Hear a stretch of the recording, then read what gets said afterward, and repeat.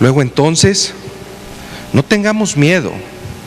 Tenemos que empezar a tratar a los pacientes con oportunidad, conociendo la fisiopatología del problema y entender que el tratamiento de esto es un tratamiento que no es blanco o es negro como nos enseñaron en la facultad. Oiga, siga usted tantos meses con esto y luego se brinca esto. No, ¿sabes qué? Hoy esto no es blanco o negro, hoy es blanco y negro, ¿sí? Y además, como una cebra, es muy versátil. Si nosotros versatilizamos el tratamiento médico del paciente, poniéndolo desde etapas más tempranas, como se está haciendo en diabetes, las posibilidades de éxito van a ser mayores. ¿Qué sucedió en diabetes? ¿Sabe qué? Usted tiene 126 de glucosa, vamos a iniciar con un plan de alimentación y ejercicio y lo vemos en 3 meses. Y llegaba el paciente en 3 meses y entonces, mire, yo creo que usted no hizo bien su plan de alimentación y ejercicio, volvió a subir de peso, pero le voy a dar otra oportunidad, como un Dios. Le voy a dar otra oportunidad y si no, lo empiezo con medicina. Y así se lo llevaban hasta que llegaban a que, bueno, le voy a dar otra oportunidad y si no, le empiezo con insulina, ¿sí? Y eso sucedió durante mucho tiempo y hoy no.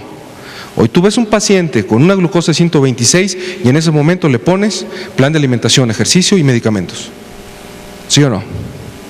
Eso pienso yo, igual estoy equivocado, pienso yo que va a suceder con sobrepeso y obesidad. No podemos esperar a ver qué sucede con el plan de alimentación y ejercicio, porque eso se puede convertir en un error histórico. Para terminar, quien conoce de fisiopatología, quien sabe que esto se debe a resistencia a la insulina, que se debe a resistencia a la leptina, que se debe a fenómenos génicos que se desencriptan en el tiempo y que pueden ser modificables los efectos con medicamento, podrán entender que a estos pacientes hay que ayudarlos desde el primer momento. Muchas gracias y ahorita en las preguntas lo que ustedes gusten.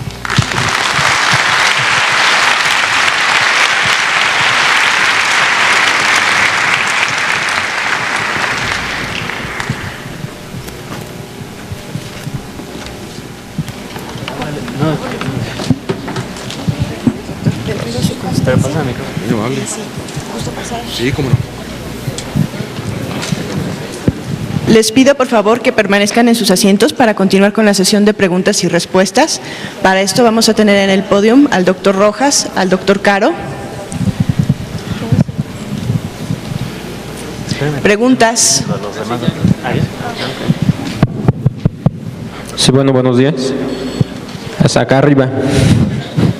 Permíteme tantito.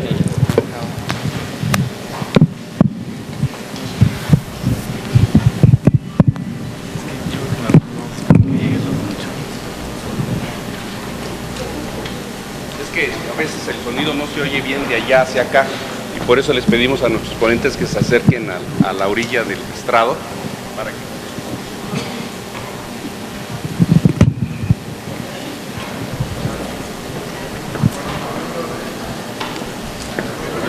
Acá está.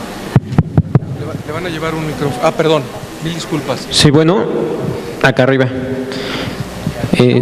Sí, a ver. Sí. Hola, doctor, buenos días. Buenos días. Mi pregunta es, ¿durante qué tiempo podemos manejar la sibutramina como máximo?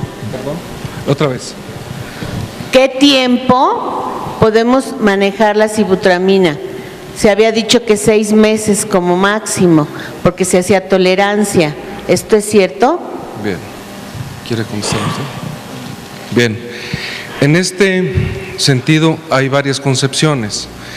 El paciente con sobrepeso y con obesidad, por definición, es un deficiente de serotonina. Si lo ves desde ese punto de vista y volvemos a la fisiopatología y tú le das sibutramina al paciente, muy probablemente en este concepto el paciente pudiera utilizarla todo el tiempo. Y la sibutramina es un elemento en cierta forma seguro si tú lo vigilas. Y en el marco de deficiencia no debiera dar grandes problemas. Sin embargo, existen estándares internacionales que te dicen que entre 6 meses y 1 año, pero si el paciente está bien vigilado, nosotros pensamos que pudiera ser que le mantuvieras el tratamiento. Por otro lado, lo que hablabas de resistencia, no es tanto resistencia al medicamento, sino que el paciente incrementa el problema y la deficiencia de serotonina.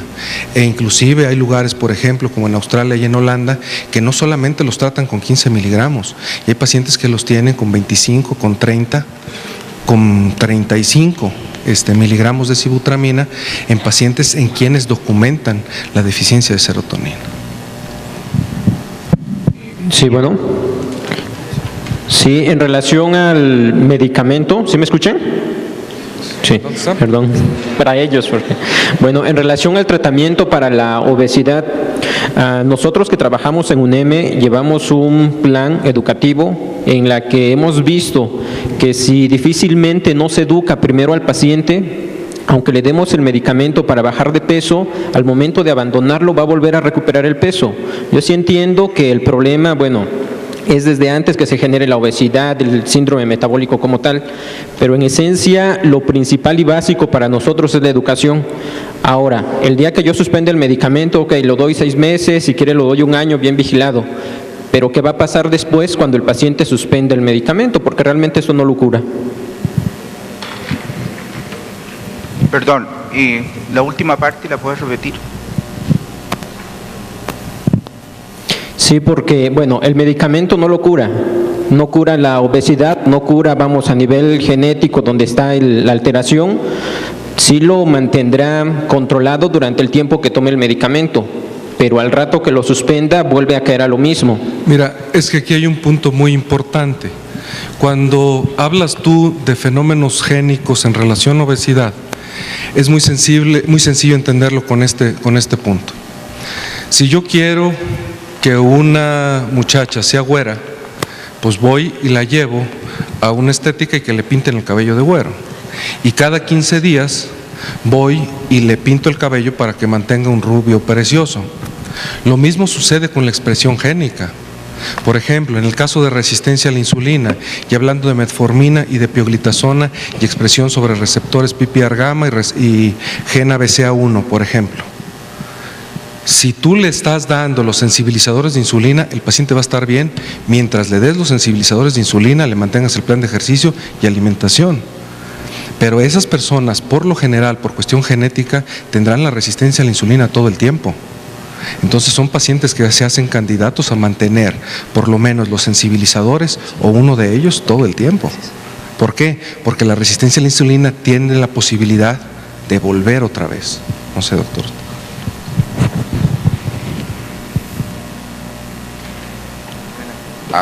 Bueno, hablando sobre la cuestión de la obesidad genética, hay pacientes que ya conocen su padecimiento, me refiero a que ya han hecho un tratamiento para bajar de peso, pero llega un momento en que ellos se conocen y dicen que llegan a cierto peso en el cual se estancan, vamos a decirlo así, y ellos saben que de aquel peso ya no van a poder cambiar a lo mejor 1 kilo y regresan otra vez al kilo anterior, y dicen que se portaron muy bien en su plan de alimentación, y también algunos toman sibutramina o toman también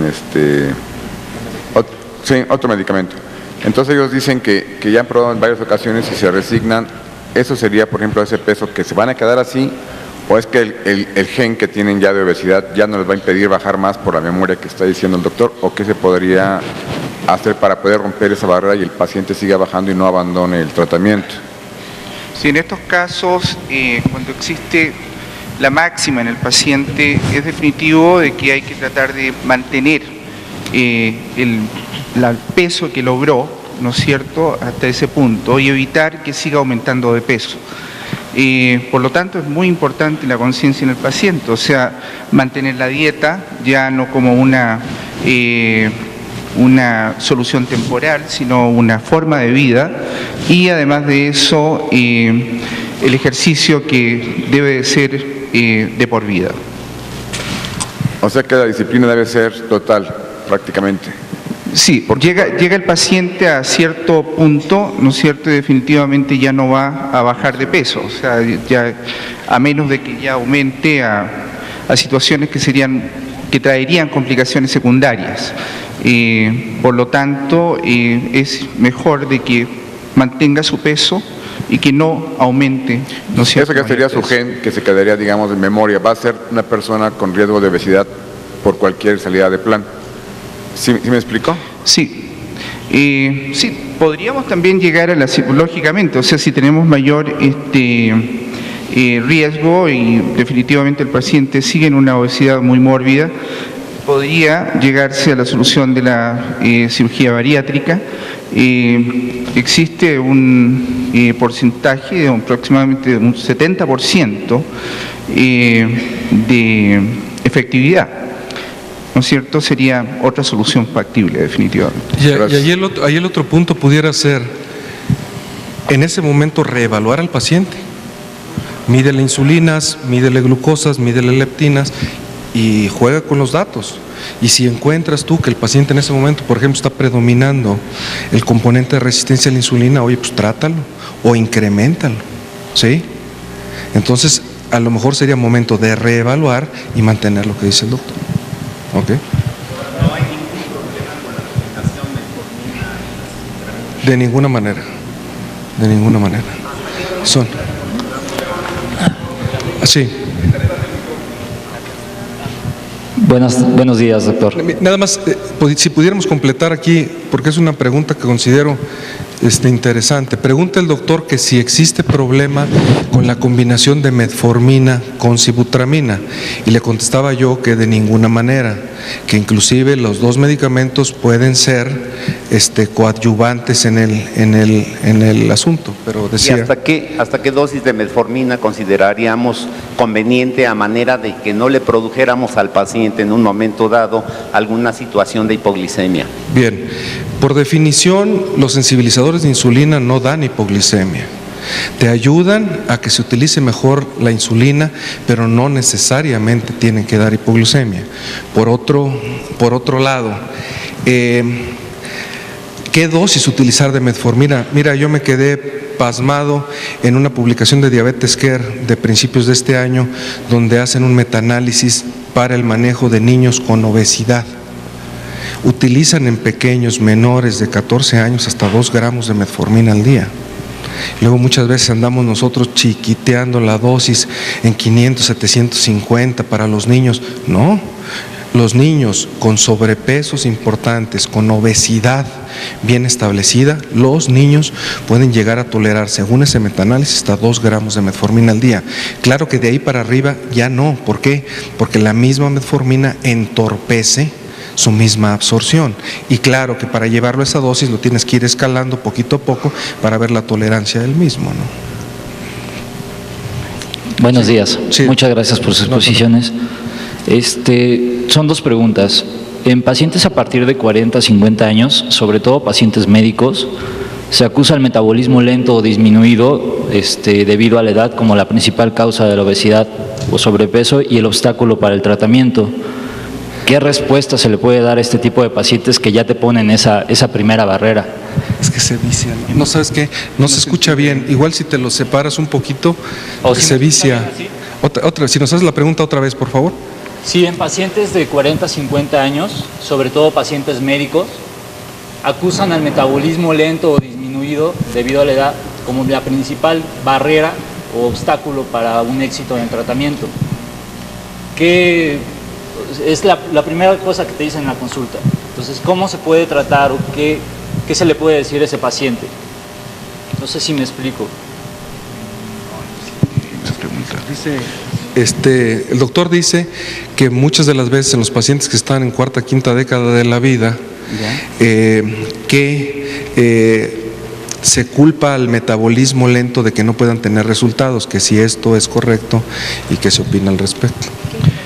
Sí, definitivamente el metabolismo cambia en el individuo y también cambian las necesidades energéticas en nuestra persona.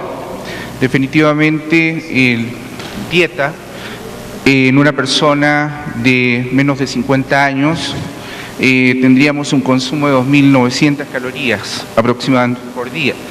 Bajaríamos a mayor, ¿no es cierto?, a 50 años de edad a un consumo de 2.500.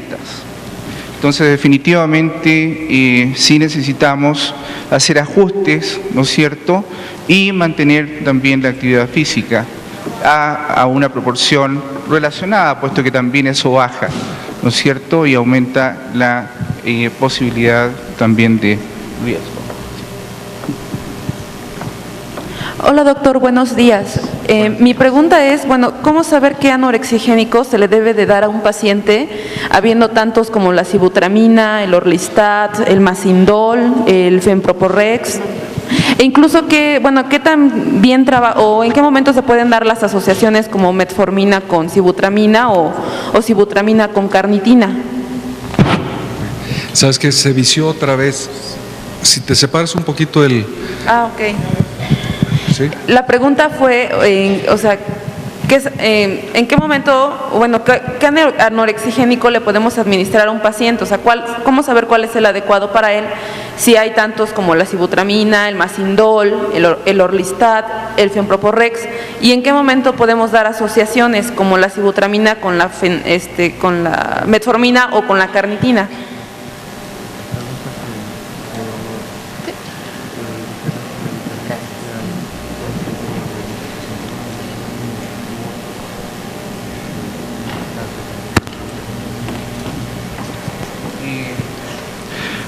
Bueno, en realidad,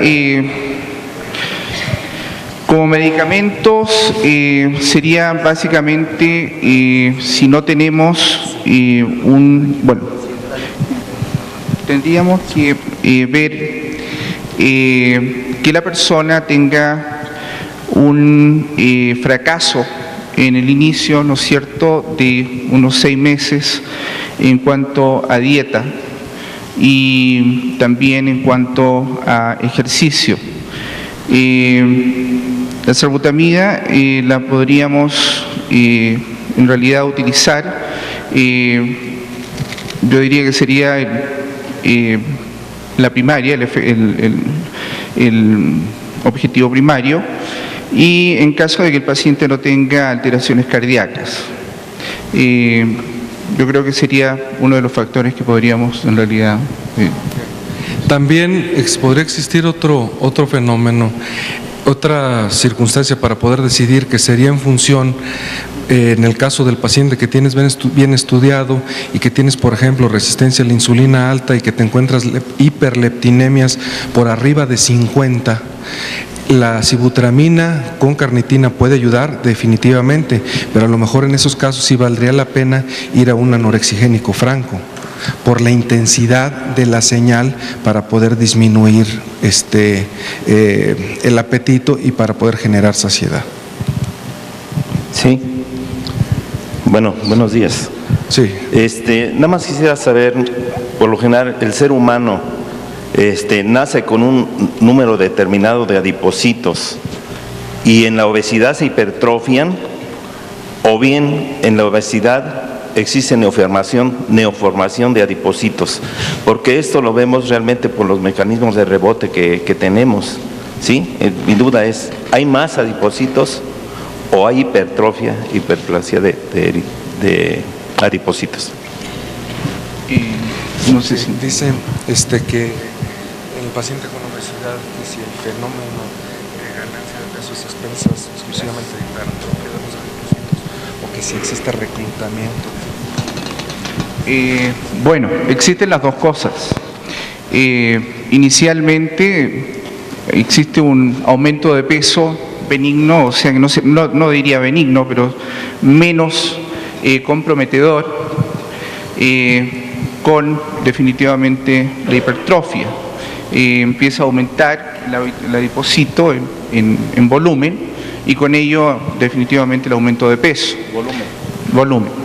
Y posteriormente, si la persona consume o sigue consumiendo, ¿no es cierto?, mayor ingesta energética, va a proceder a reproducirse el adipocito y vamos a entrar a la etapa de la hiperplasia, la cual ya nos va a dar un mayor número de células en el cuerpo. En el caso del paciente con resistencia a la insulina, existe un gen ligado a esto que es el gen 3T3L1, que lo pueden ver en Google, 3T3L1. Y este gen en presencia de resistencia a la insulina hace que transiten más rápidamente los adipocitos de preadipocito a adipocito. Entonces, es lo que decíamos, hay fenómenos génicos que se empiezan a desencriptar en el marco de otras circunstancias. Una última pregunta. Perdón, doctor.